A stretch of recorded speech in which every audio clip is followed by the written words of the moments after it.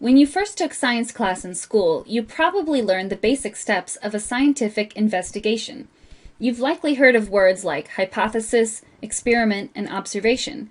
You may have even memorized a prescribed set of steps.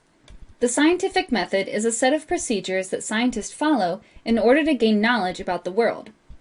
However, the steps involved in the scientific method vary widely among the different scientific disciplines. Chemists follow the method a bit differently than psychologists. Geologists and botanists have their own unique methods. So is there really one scientific method that encompasses all of science? To find out, we'll need to learn more about the scientific process. There are 6 key steps that tend to characterize the scientific method. The first step is the question. This is the part where a scientist proposes the problem that he wants to solve.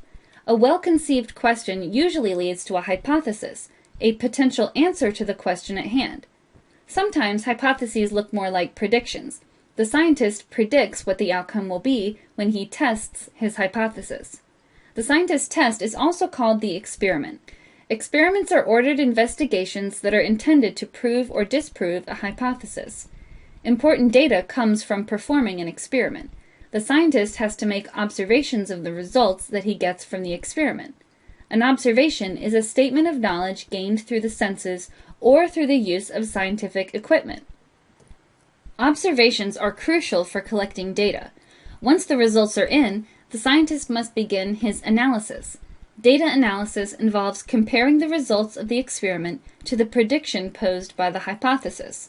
Based on the observations he made, the scientist has to determine whether his hypothesis was correct.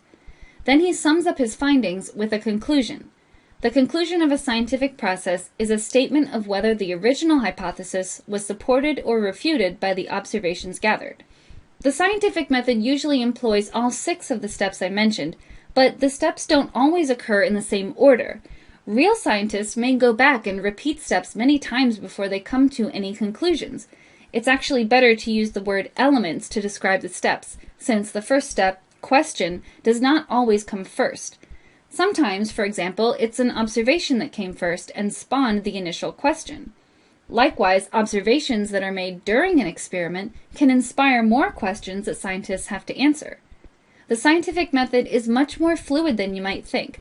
Let me show you how the steps can feed back and branch out from one another with an example from my own experience. Last weekend, I had a minor ordeal with my internet connection at home. I had started up my laptop and I was frustrated to find that I couldn't get on the internet. I made the observation that my laptop wasn't receiving an internet connection. I asked myself a question. Is something wrong with the internet itself, or was it just my laptop?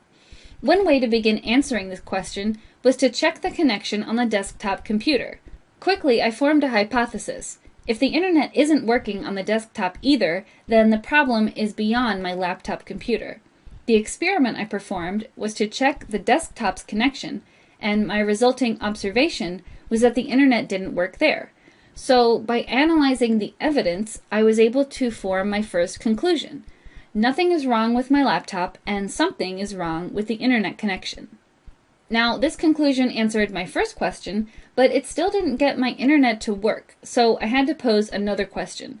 Where exactly was the problem occurring in the chain of internet devices? Was it the cord between the modem and the router?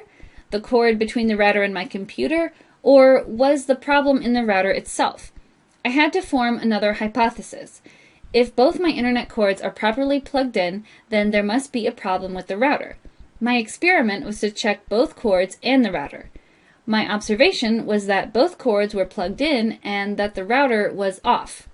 I analyzed the evidence and my conclusion was that I couldn't connect to the internet because my router